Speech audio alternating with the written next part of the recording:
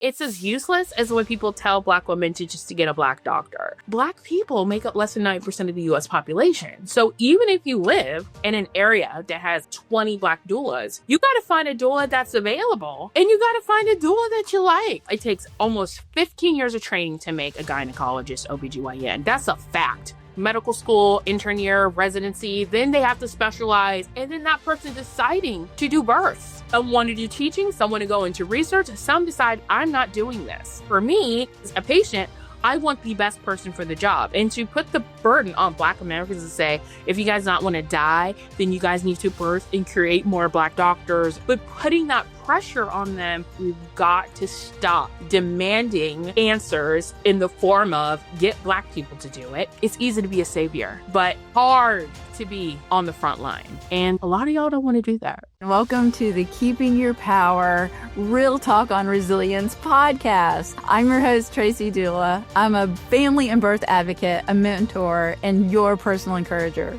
I wanted to create the space for individuals, families, and professionals who are done with just surviving and want to rise. Because when everything feels like it's falling apart, the one thing the world can't take from you is your power. And that's where resilience begins. It's not just riding the waves or surviving the storms. It's about how to overcome the challenges. So whether you're in the thick of it or reflecting on where you've been, pull up a chair and let's navigate the hard conversations and the beautiful stories that together we can be honest and use empathy and have a desire to grow, all while, of course, keeping your power in the process.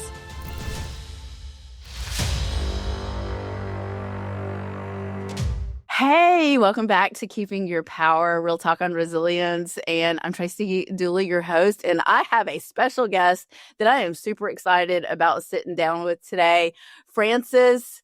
And your social media name is She's Having a Baby. Yes.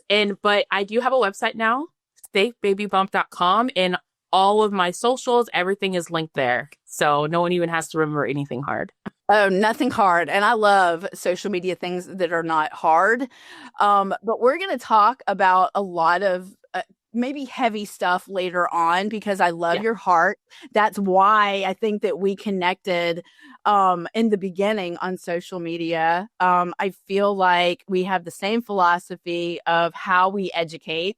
When we are passionate about something, we are super passionate about it.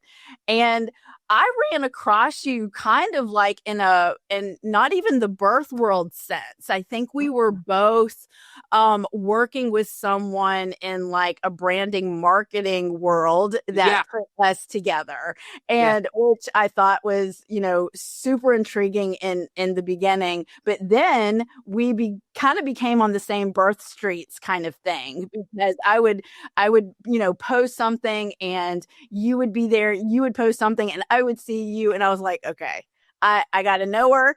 I got to follow her. I got to be a groupie. And now I hope I'm just not creepy when I go to, I'm pretty sure you see me go to your page all the time.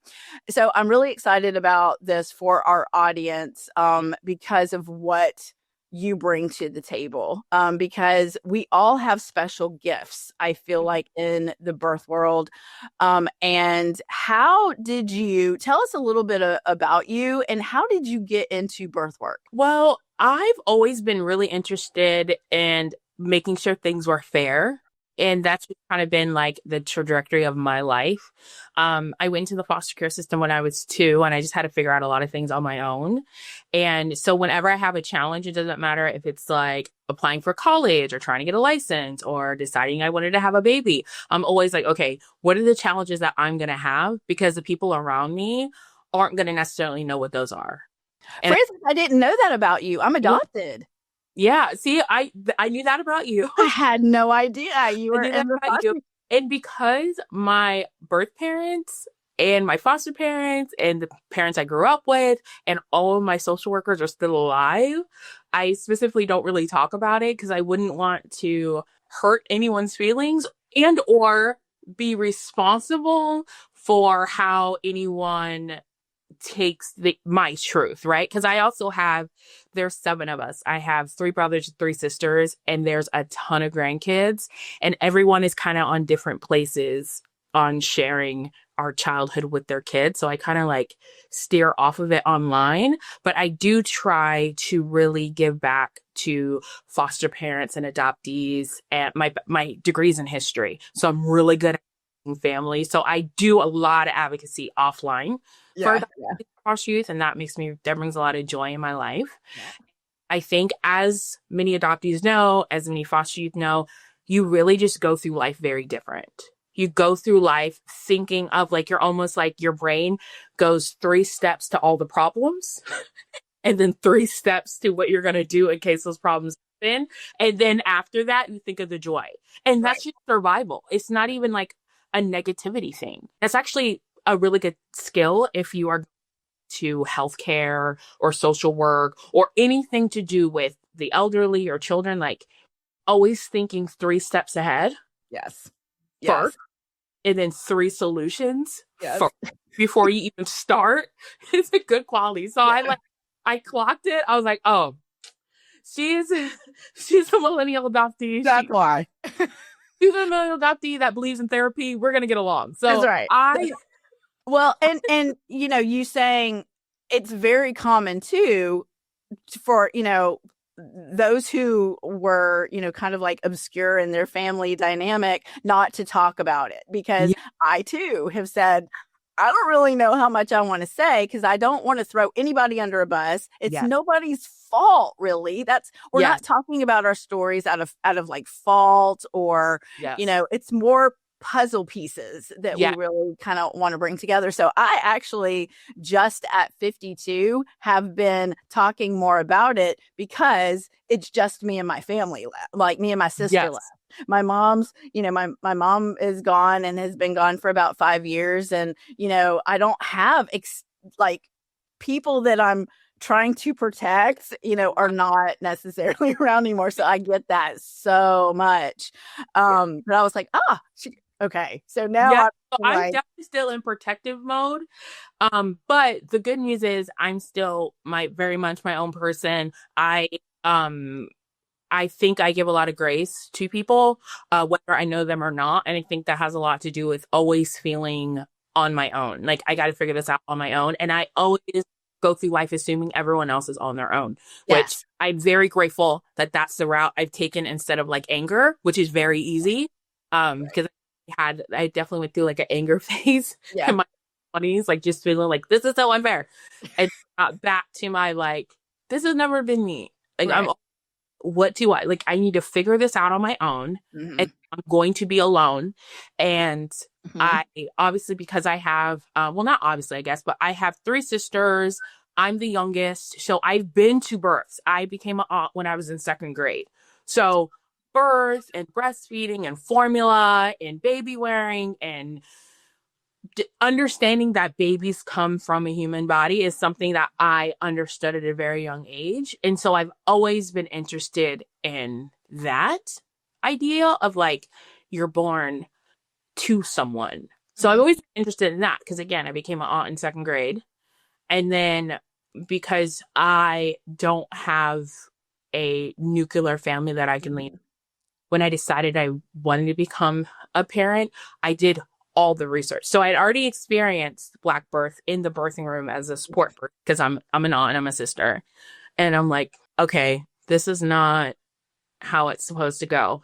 Because I also worked in a hospital I worked in the ER and I worked in billing. That's how I paid for junior college. And I worked as a phlebotomist and a CNA outside of the hospital. So I've always worked in healthcare. So I'm like, so when I'm doing a lot of this work, I think a lot of people are looking at me like, what is, no, you're not a doula, you're not a nurse. I'm like, no, I actually know. Because I know how you guys talk about people when you think no one's listening. When you are, and I think that's like kind of been a big avenue of my oppression, but also like a superpower, is that because I'm dark skinned and I'm short in stature and chubby, I'm invisible to people. People don't really consider me. And when you're cleaning, so I clean the ER. So I would see pregnant people every day. And I would see hurt people every day. So I'd be cleaning the operating room that was in the ER. So like those trauma rooms, I clean. And then as a phlebotomist, I would clock, okay, well, when I see a white pregnant person come in, they're getting a full blood panel and they always call an ultrasound and they always ask them if they want a emotional support person that the hospital has with them. But when I see a pregnant Black person, they're like, did you call your doctor? Why did you come here? The ERs for emergencies. No blood work would be ordered. No ultrasounds would be taken. So I clocked that on top of understanding birth, experiencing birth since I was a kid, and then having, my 18-year-old, 19-year-old, my 20-year-old brain, how different it was. And then from a medical standpoint, because I'm a phlebotomist. So I'm like, wait a minute. Like if I have someone who is pregnant and complaining of a headache or lightheadedness, I want blood. I want panels. Like what? Right. Hey, we want to take a look at that baby. Like, I don't give a who your doctor is. Like, so I would clock it. I got to the point where I would talk to the other housekeepers and I'd be like, all right, these are the color tubes they're going to run. These are the tests they're going to run. They're not going to run any tests for her. And they'd be like, you don't know anything. And then after like a couple months, they're like, Frances, on it. I'm like, I know. I go, the number one indicator I saw for how people were treated was race, period. Not class, not education, not smell, not hygiene, not insurance, race. Do you feel like that hyper independence part of you before, like motivate, like made you more aware, or do you think that you would have just been more aware anyway? Because I'm Black and also dark skinned, I have to deal with racism and colorism. Right. So I think it's just survival. So you can either, you don't really have the option to not notice oppression because that's how you navigate the world. Right. So I think it doesn't matter. I could have lived any life, but if I was going to come with this in this body and this skin tone, I would notice it. I think having a analytical brain, I have sensory processing delay and double dyslexia, and I've known that since I was in first grade. I got diagnosed as neurodivergent, and I went into special education. So I've always known that I was neurodivergent.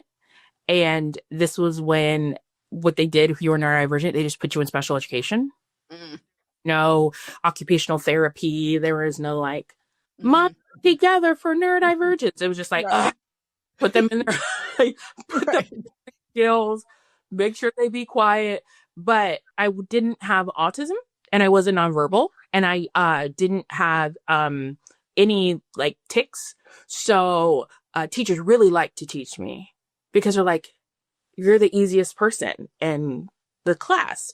So I got to learn that I was different. And so memorized everything and I clocked everything. I got to the point where I could tell by how the teacher walked into the room the type of day I was going to have. I had to clock.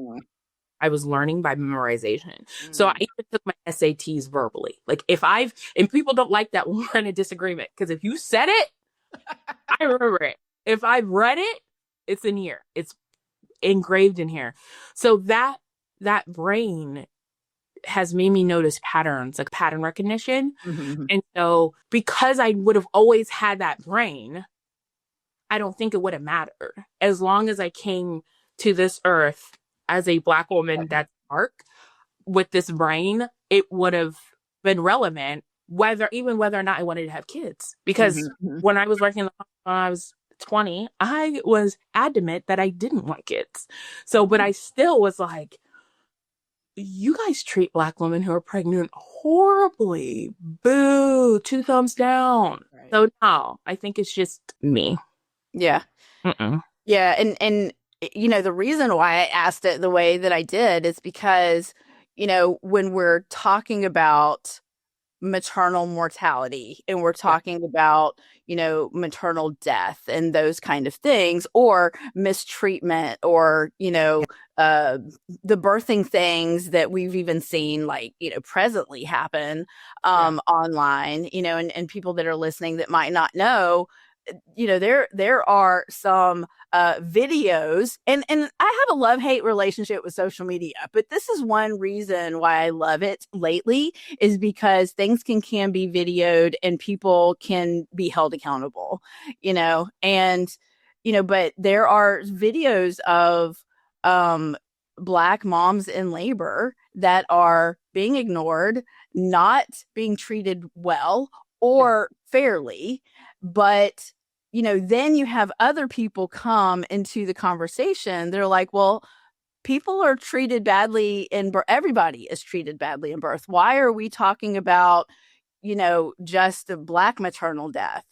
And I know that triggers me for certain reasons, but I'm somebody that is passionate about advocacy and people surviving in birth. So I want to know what my part is in that. So what does that do to you when you have comments, like that come up that are like, well, how do you know it's because of their skin color? Well, I get those comments a lot, and it bothers me, but it bothers me just as much as when I hear doctors and nurses who think they mean well, who talk about how upset they are, but they personally don't have anything in place to protect the Black women that they treat themselves, or they choose to work in hospitals that have that disparity. So it gives off to me clickbait. So the people who comment things like, oh, well, all women feel pain, or everyone treats bad in the healthcare system. They're being horrible, but they're being honest. A lot of people who claim to be passionate and on the right side of history, they aren't being honest. There's this, I call it COVID bored activism, where a lot of people were just bored during COVID. And so they got really into these things that they were seeing that they've already heard about, but they didn't care when they heard about it.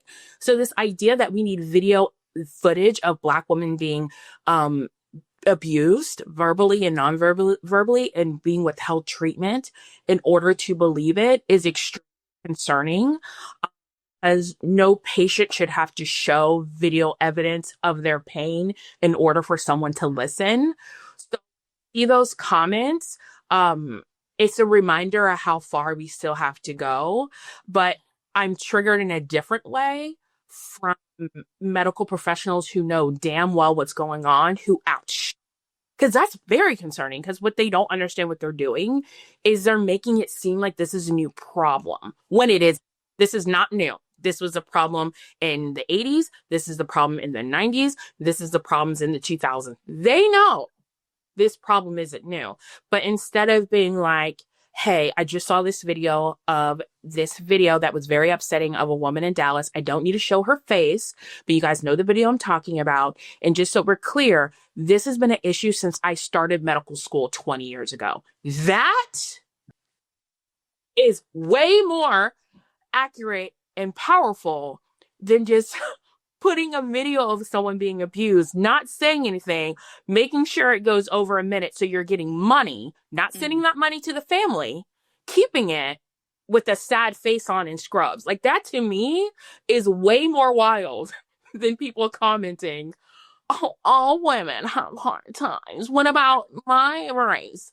It's like, one is being very honest in how they don't see the oppression of Black Americans as real. Mm-hmm. And the other is pretending like this is something new that they haven't known their whole entire career as a medical professional. And they offer no solutions. Right. I rarely see a video that's like, hey, this happened. I'm an OBGYN.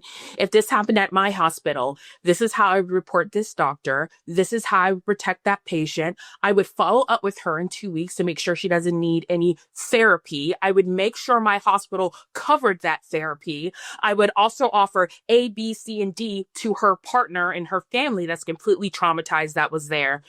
You never get that. Right. It's just that this solemn, weird, like, head nodding, like, look, girl, what is you doing? What is that? So I both bother me equally for different reasons. but we need to be really careful, because needing to see a Black woman being abused in order to feel anything, to me, is the equivalent of needing to talk to a lifeguard who just watched someone drown to believe that people drowned. Mm-hmm. That's a Mm-hmm. very, that is a road we do Mm-hmm. not want to go down. Like Mm-hmm. that is horrific. But that's true. That has always been the reality for Black Americans. In order to get our white counterparts and our non-Black minority counterparts to believe us or listen, they needed picture, they needed an image, they needed in the help. It's crazy. It's actually really bad. I actually think it's very harmful to movements. To need, this isn't a court of law. This is someone's actual life. So to be like, I need evidence to believe you, and I'm going to take that evidence, monetize off of it, offer you no support, and then, you know, in 6 days, in 6 business days, when it happens to another Black woman in another state, Mm-hmm.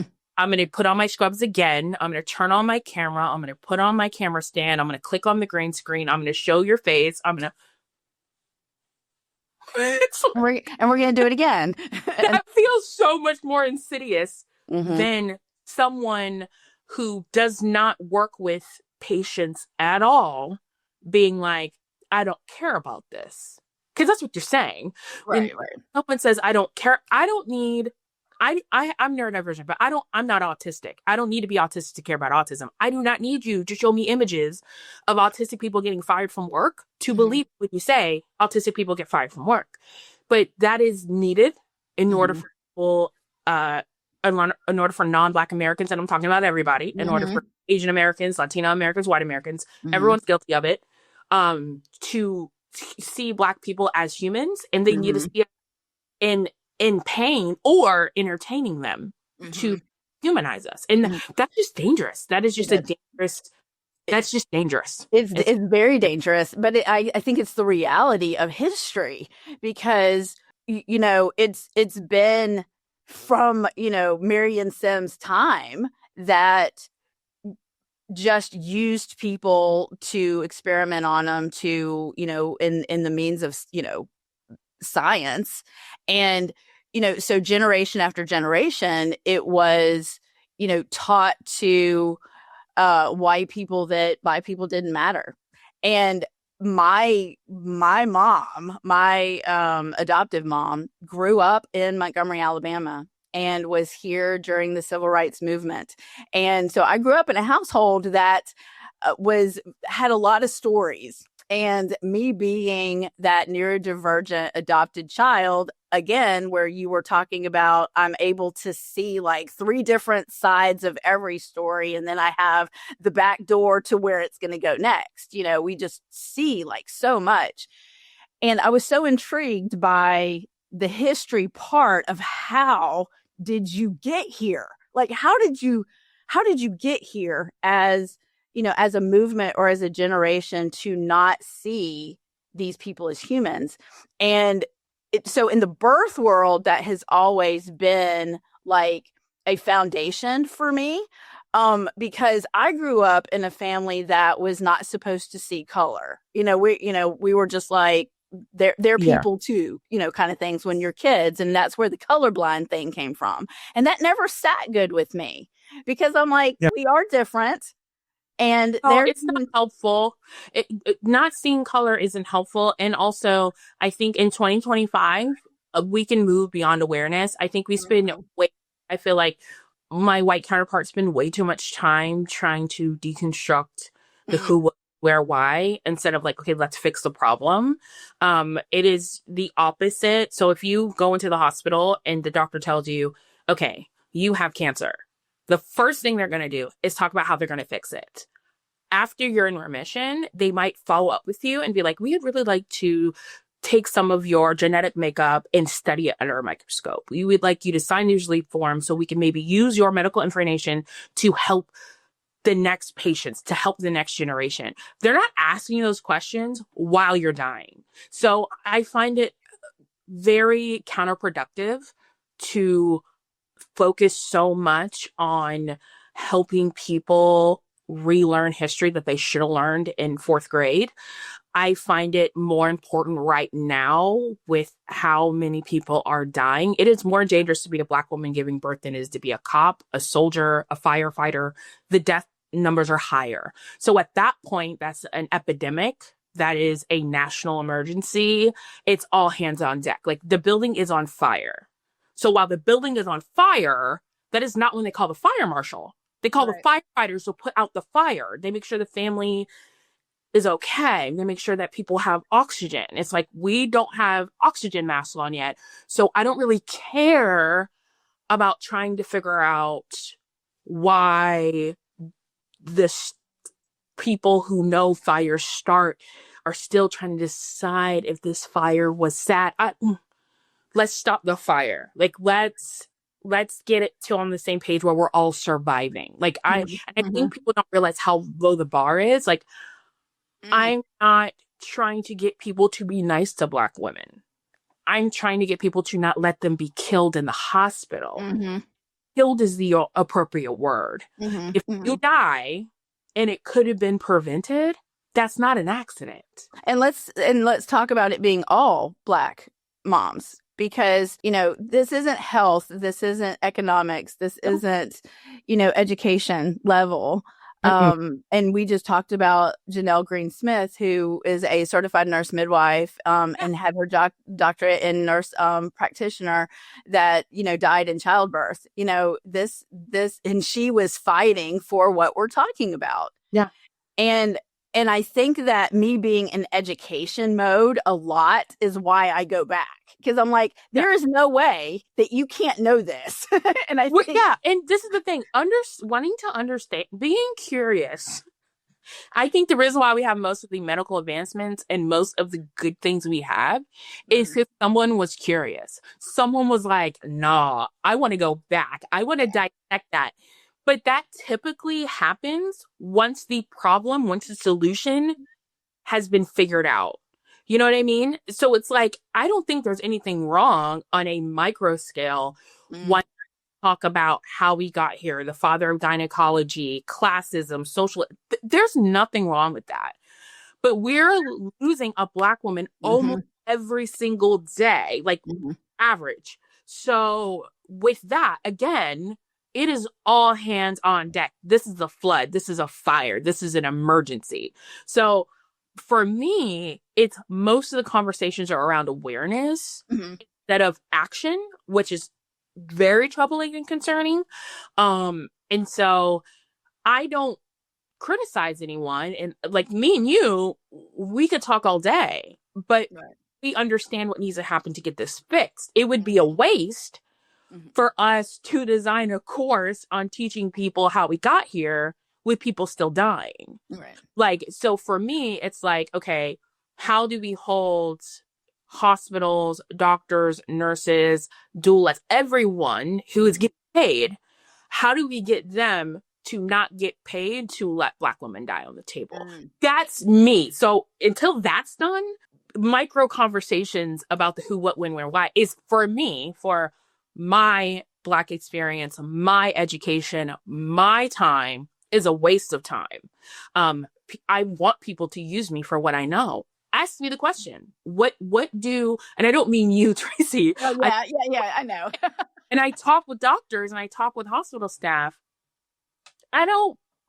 Nothing in my teaching has anything to do much with history, unless I'm talking to nursing students or medical students or a professor. But if I'm talking to a hospital administrator or I'm talking to an OBGYN who's actively seeing patients, I'm hitting them with you practice medicine, you see mothers in a working class community, and your hours stop at 4. You need to have hours that go to 6 o'clock at least twice a month. You want people to go to their prenatal appointments, but you don't have hours that accommodate the working mom.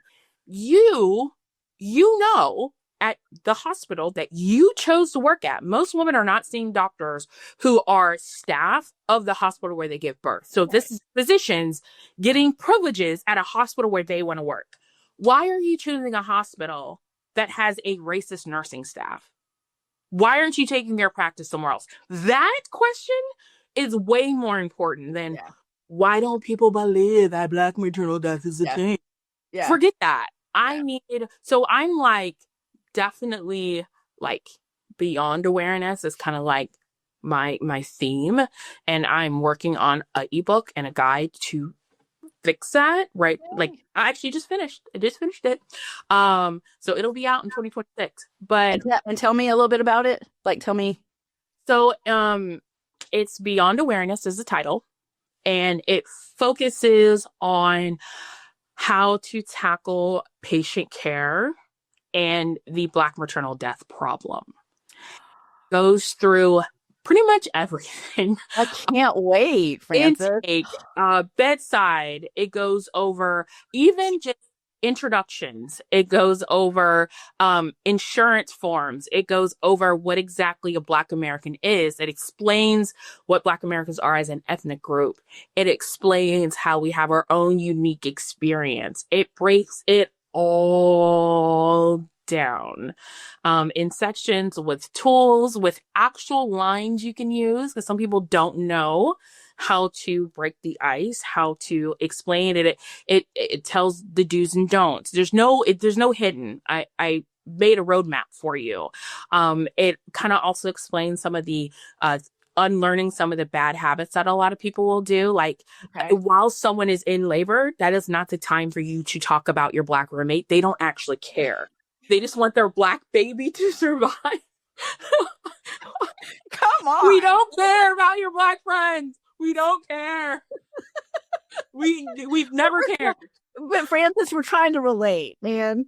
Come on. It's like, come can on. we relate on my Virginia in my uterus? It's your job is to get the baby out, and I have the uterus. Can we talk about that? Can we talk about baby names? Show me how to do your favorite baby rap. There's so many ways to break the ice that do not involve your Black friend or your sister's cousin, dog walker's next door neighbor who happens to be a very nice Black man from Nigeria. Like, we don't care. Like, don't care. But I don't just tell you all the things that you're doing wrong. I give you options that make sense. And then each and everything I suggest is backed up by data. And I have that data formatted in that chapter in a reference section that's also hyperlinked.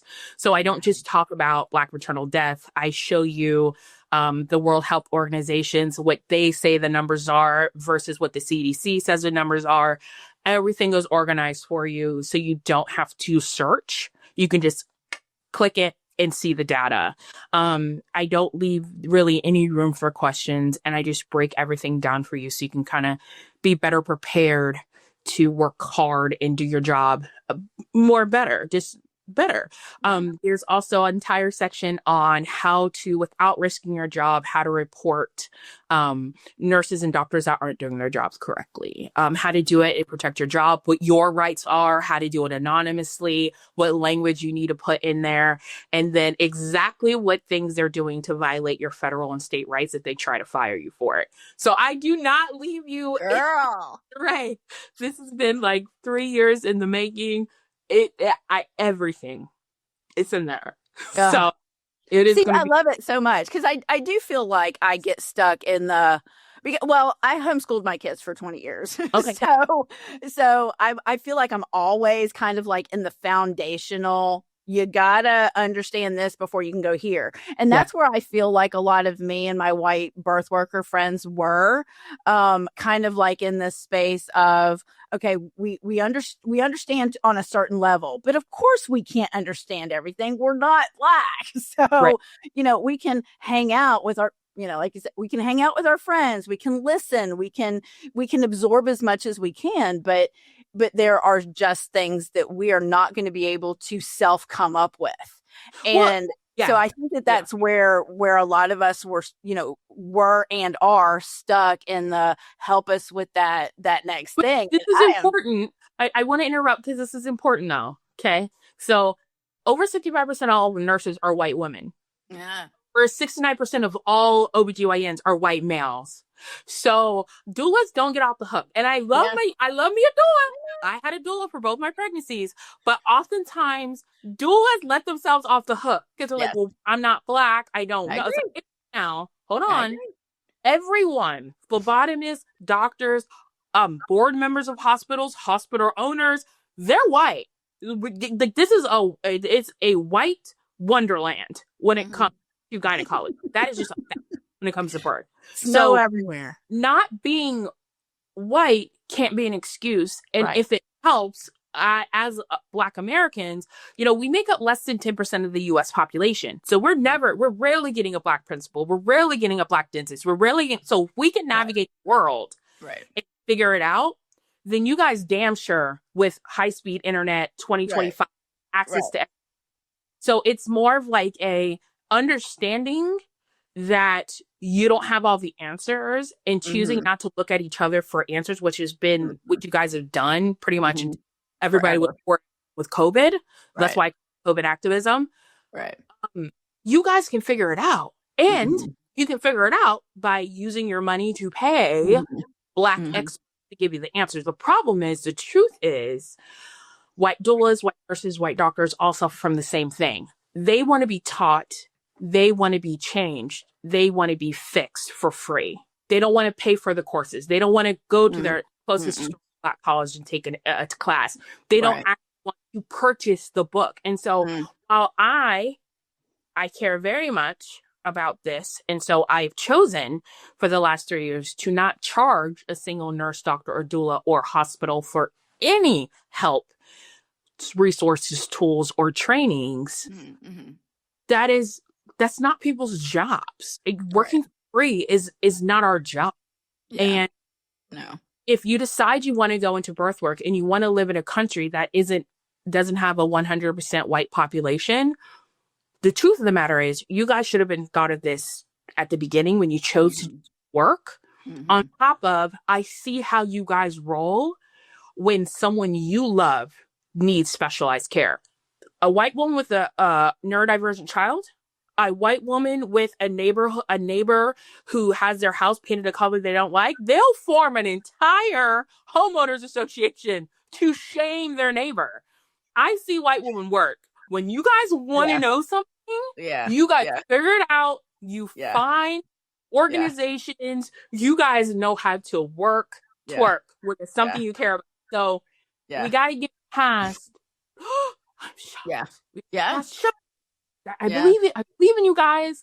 But the truth of the matter is, it's disingenuous to come at this from it but I'm white. So hello, you've been white. You knew you were white when you decided to do this work. So it's corny. It's corny. And I'll just say this last thing. Sometimes I lay in bed and I think about this, and I think about one of the worst things that can happen to someone is to lose their mother, right? Through a car accident, cancer, maybe a ethical adoption, maybe an unethical adoption, maybe getting hit by a car. It is absolutely devastating to lose your mother, whoever that is to you, whoever that is. How many people aren't the people they were going to be because their mother bled to death after childbirth in her house by herself, or didn't get listened to when she said something was wrong and passed a clot that caused a lot of other issues and she died? Like, to navigate this world in what is supposed to be the country of dreams and opportunities and education, and to know your mother is dead and shouldn't be, what that does to a person. Like, how many people out here could have been Beyonce, but they will never be like Beyonce because their Black mother is dead. And the importance to Black Americans, who are such a small population due to mass incarceration, slavery, Jim Crow, the lynchings, all of these horrible things that has minimized our population to be so small that people can't even go, for everything you guys have done for this country, including building it without compensation, we're going to make sure you guys walk into every hospital and you live. And it shows us how not woke white millennials and Gen X are. They're not, because just like your parents needed laws so we could sit at the same counters and swim in the same pools and get married, you guys need laws to not let us die in childbirth. I want you to say, like, you guys aren't so far removed from your parents and your grandparents. That's a fact. And I think, I don't know, man. I don't know what it is, but like, your girl is done. Like, I'm done with awareness. Like, we need action. I don't want photo ops and bills that aren't enacted into law. I change. And I believe with my whole soul, if I can get the doulas and the nurses to call BS and just say something and do something, we can fix this problem.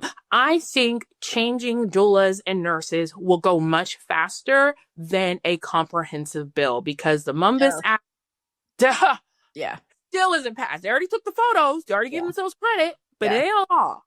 Only one of those bills were signed. There was 12. So we got to move beyond. I don't know what to do. It's like, nah. Well, and and I hear you. And I hear you. Sorry, I went off. No, I hear you loud and clear. I mean, that's why we're talking about this. I mean, that's why we're talking about this, because, you know, I've been a huge advocate for years. That's my platform. I'm going to advocate, you know, my whole heart out.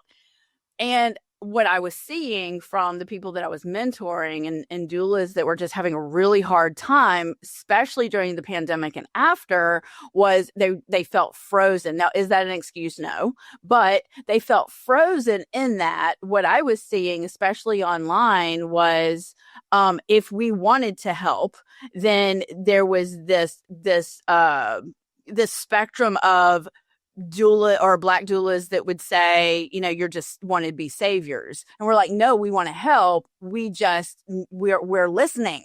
We're listening. We're not asking you really to, you know, we're just kind of like at a loss about where to go. And so there were several doulas, Black doulas, that, you know, did do some really great, you know, courses that were like, okay, here's the basics. Yes, you know, we were paying them, which really was helpful. You know, Sabia Wade was one of those, and very helpful.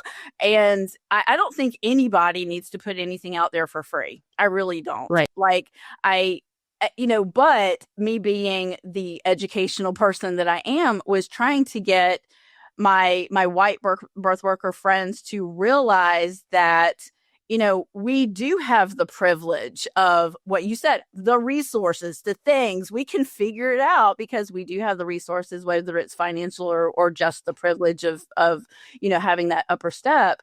And we need to be the ones to come alongside our Black doula friends. And we need to all do this together. I'm in Montgomery, Alabama. We were doing this years ago.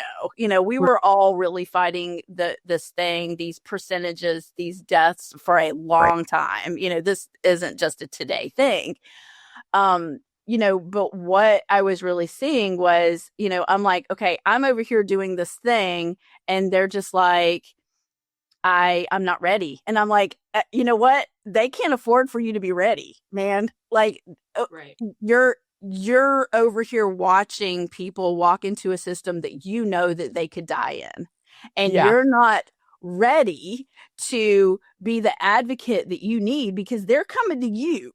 And if you can't, and if you're not ready to go beyond where you believe that, you know, you don't need to be doing this work, don't be a doula. Stay at home. I think that's the problem too. I think a lot of people will be called a savior and they really misunderstand what the person is saying. There's a very big difference in being, but you're absolutely right. Like, I know there's a lot of doulas out there that aren't new to this. They're true to this, and they've been doing it for a very long time. But I do not think you're the norm. I think you're the exception to the rule. And you know that because of the feedback you get when you do the work. And that's just a fact. That's a fact. So Traci and Francis are not, it just would be disingenuous for us to be like, I don't know why people don't see it the way I do. That's cuckoo for Cocoa Puffs.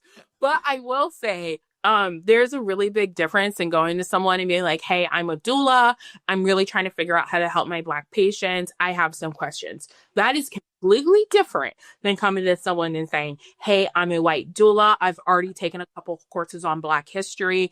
If you have a key list, can you give it to me? Because I would really like to sit down, maybe 30 minutes and just get just kind of like where I should start. Right. That is completely different. Yeah. And the last thing I said is not what people were doing. Because I was watching doula talk heavy. This is what it was giving. Well, damn. Yeah. I'm normally an accountant. I'm a doula on the side. I got fired because of COVID. I ain't got nothing else to do but finally figure out why Black women are dying. Tell me what to do. Right. Right. That is being a savior. You're trying to come in and save a problem to a system that you're part of the problem.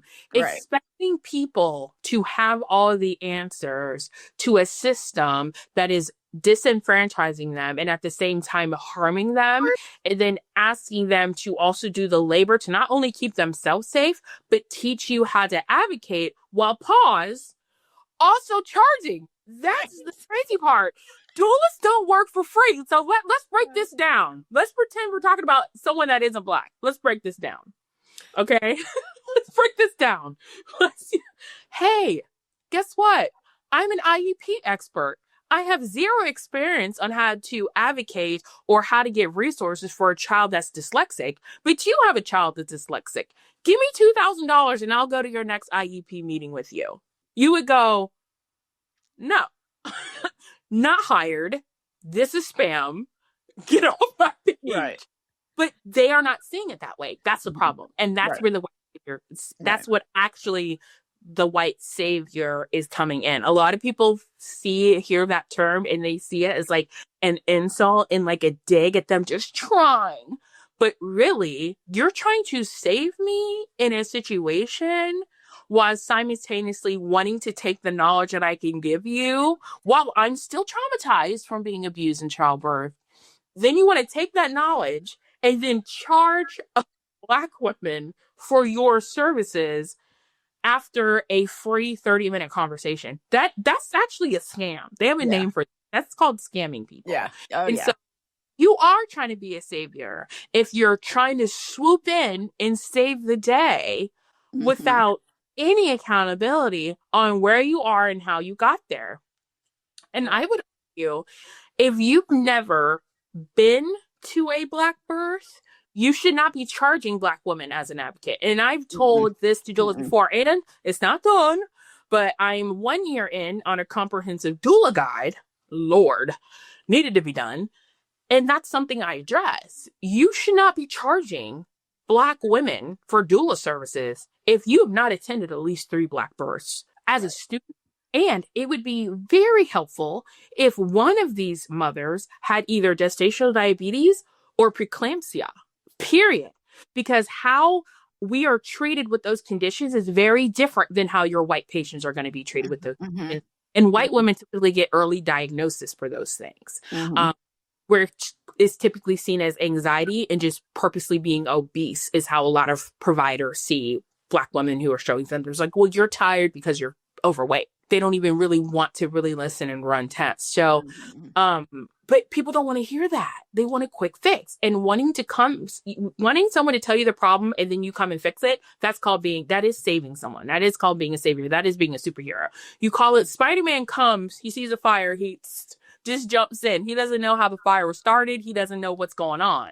Now, someone who's going to come in and stand in front of you and help you and advocate for you and come equipped with knowledge and experience, that's a collaboration. Yeah. So at the end of the day, Traci, exception to the rule, but wanting to just, and that feels horrible. Like, wait a minute, we've been talking about Black maternal love for so long, but now that you're bored at home, hiding in your closet from your kids, now you want to get the tea. Girl, bye. Go ahead. Right. Well, and I'm seeing it too. And this is where my biggest pet peeve, especially in the doula world, especially in the new doula world after the pandemic. Okay.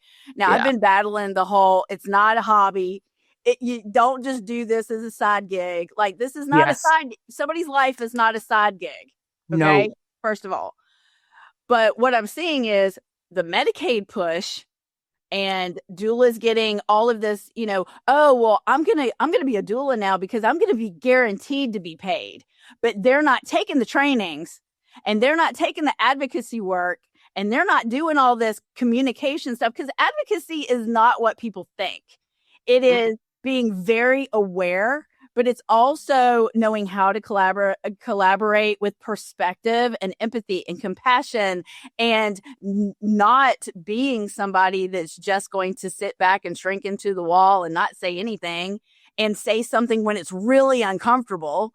Yeah. But also, somebody that has that first on their list, and not, oh, I'm going to take a weekend course just to be able to call myself a doula, and then get my tax ID number so I can accept Medicaid. And that's what I'm seeing. And that's the dangerous part to me in my world as a doula, is all of these doulas are becoming doulas to have the guaranteed payment. Because if they're private doulas, sometimes we just have to take with what it comes, Right. And so they're able to either take more clients or all the things. That's dangerous. And I'm like, yes, I believe that everybody should have a doula, that needs a doula, that wants a doula. I get that term.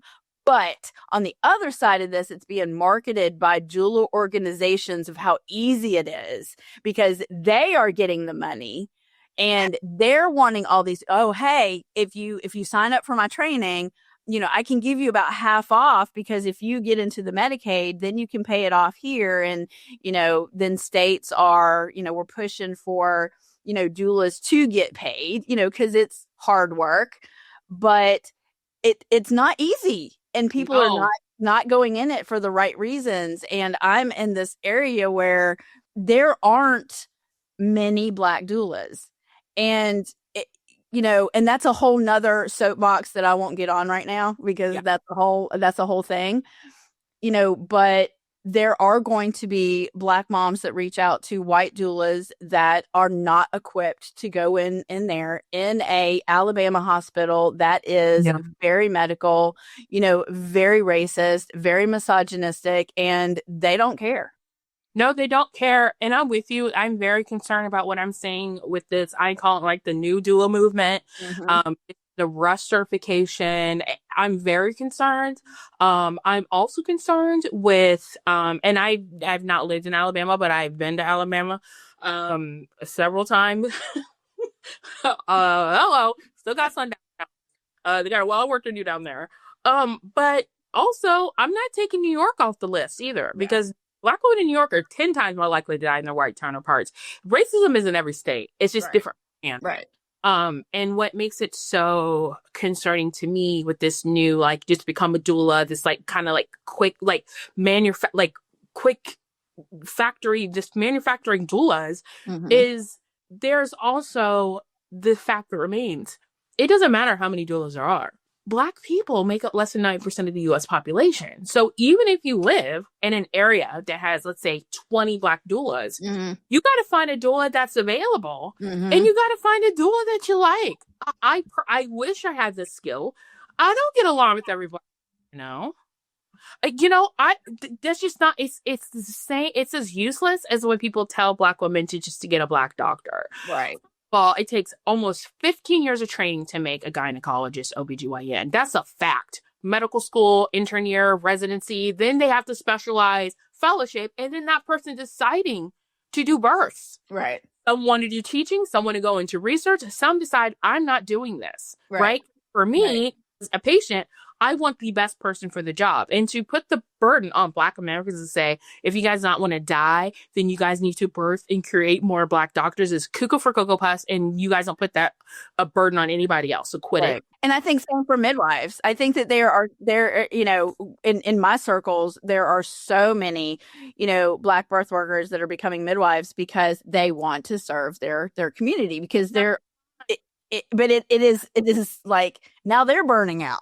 Right. That's what I'm saying. That's fine and that's good, but putting that pressure on them is so much. Problem is Looney Tunes. It is. You cannot do that. No. It's ridiculous. It's you would never tell a parent, so I have dyslexia, I'll just stick with dyslexia. You would never tell if there was a white woman who was a parent. It's like, my daughter has dyslexia. She's not getting treated right at school. I have an idea for you. Why don't you find a teacher with dyslexia and a principal with dyslexia? You would look at the person who said that and be like, do you have sense? So why do you do the same thing to us? It does not make sense. Right. Like, at the end of the day, Black people are humans. Using certifications to push out Black women and Black people in general out of medical practices is why we are here. Mm-hmm. There used to be a ton of Black doulas, a ton of Black midwives. Most babies in the United States were born to Black women regardless of class. So it's not a mystery. We know why. They use certification and money and racism and Jim Crow to kick us out. And it worked. So that's why for me, when I go on this app, I purposely don't go, I have a medical background. I have, I have a bachelor's degree in history. I have an associate's degree in communication. I've given birth twice. I've hired 2 doulas. I've studied this for over a decade. I don't start that way because I do not want any Black person to come across my page and make it come off like I'm using certifications to say my voice matters more than yours. Mm-hmm. Now, that is what I've done for the last 3 years. Now we're moving beyond what? Awareness into action. Yeah. I'm gonna have to, reintroduce myself and get some respect on my name because it's over. We all know what the problem is. We're not making these cringy green screen videos anymore. We're gonna fix it. And having these conversations with solutions is a great place to start. And also doing something. You're not a doula? Fine. You work in an office? You got 6 weeks paid for maternity leave and they offered you telework? Tell your Black coworker, send an email to the whole office and say, I just got back from maternity leave. This is what they offered me. Then everyone knows. Fine. You're a teacher. You aren't friends with the Black teachers, but the principal offered you leave share where they let your friends that were teachers send you some of their sick leave and vacation time. Send an email. Hey guys, just got back. So happy to see my students. So grateful that our school district allows leave share. Then that Black teacher who's in the school next to you who doesn't even know you is like, wait a minute. Right. So that's something I can do. So we can all do stuff. We can all this together. Yeah. But again, you just have to decide. Was I just a bored Caucasian doing COVID activism? Or would I actually want to make the world better? And I think a lot of people, if they're being honest, they're COVID activists. They don't actually care now that the movie theater's open and you can go on vacation now and they're getting their coins right.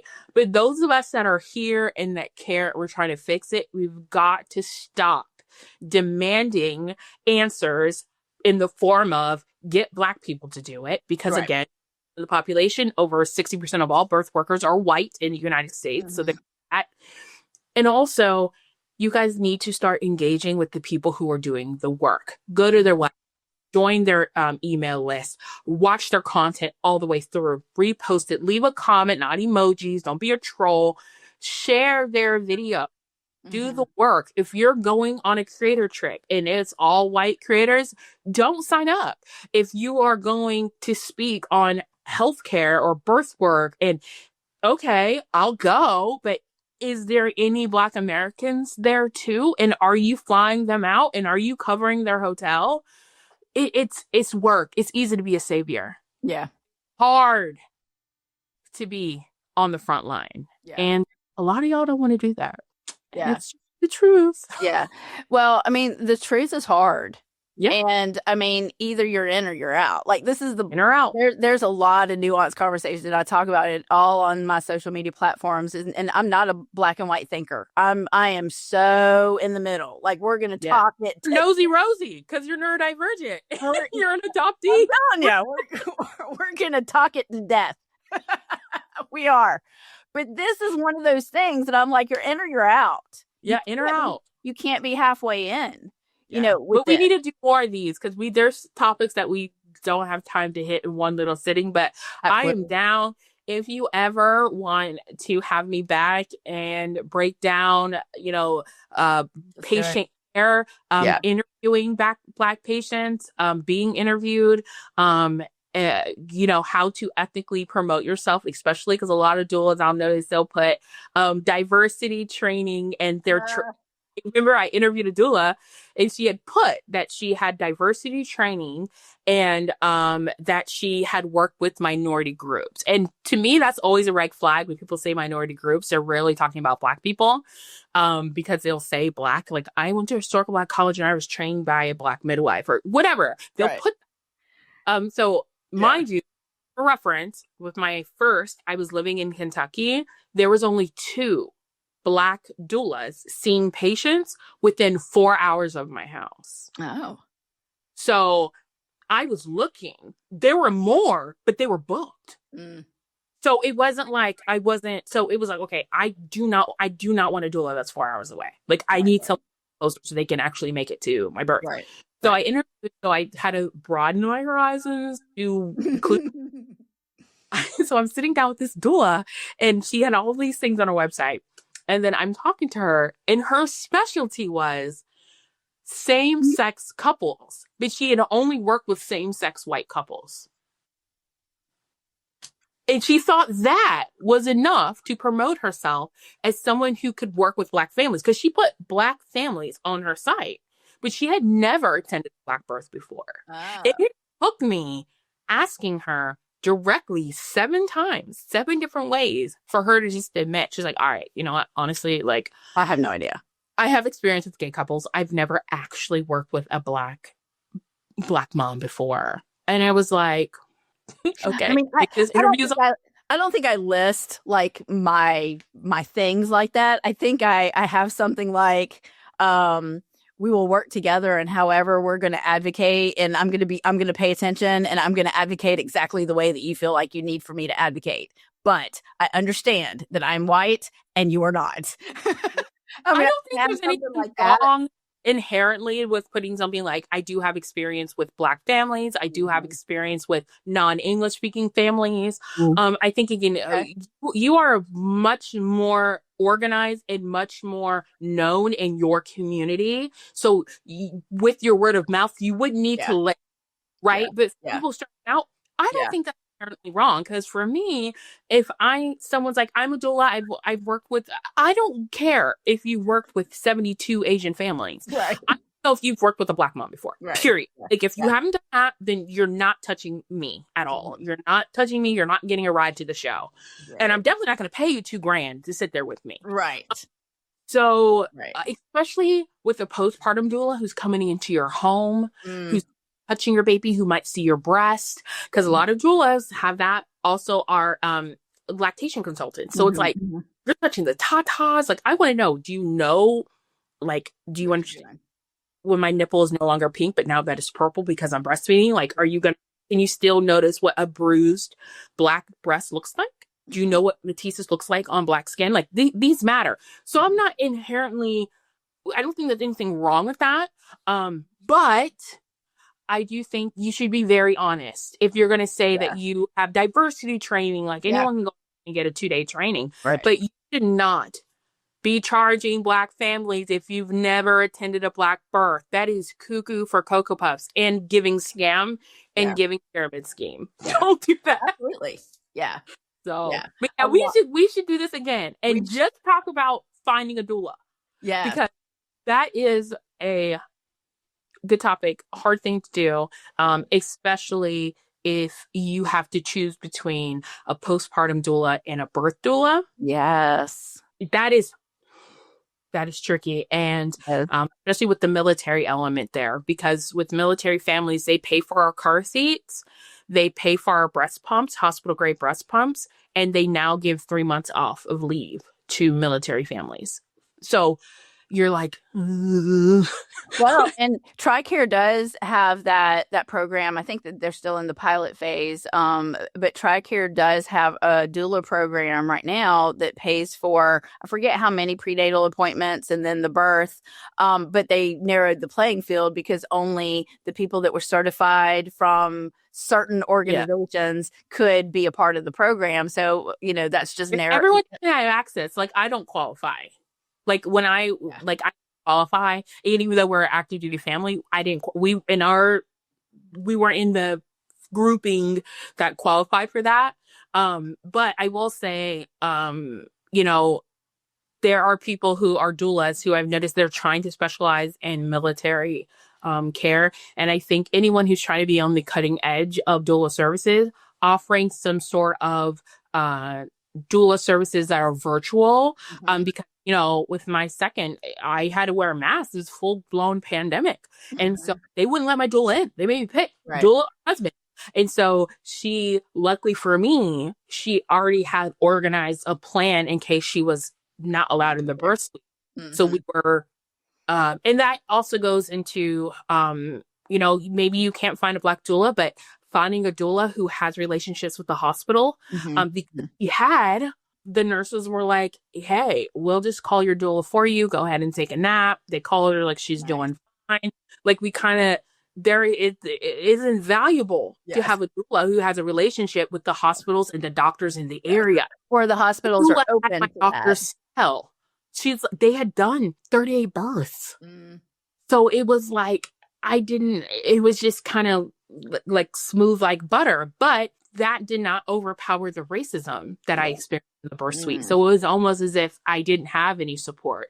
So, and again, we got to do this again. We need to do something. Yeah, we got to do a part 2. Yeah. We got to do part 2 for sure. And I'm down anytime. Yeah. Well, I appreciate your passion. I appreciate you talking about it. I appreciate you, talking about it to where you kind of see the levels of growth. Me and you were kind of like on these other playing fields, but not everybody is there. And so I appreciate you and the time that you have put into the ebooks that are going to be available to those of us that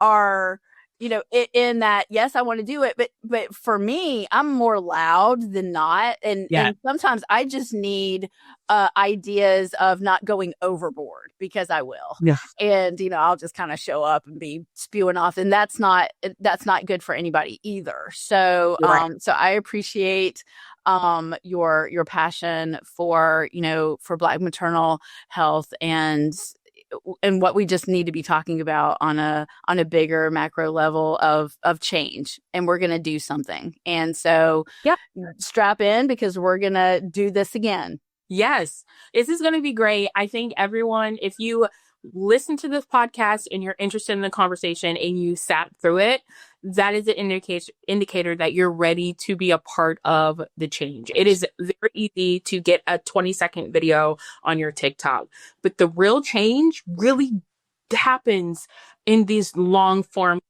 content, in these one-on-one conversations, on those phone calls tirelessly to your representatives. Like, we can put in the work, and you can put in the work in your community, and you can put in the work just in your office.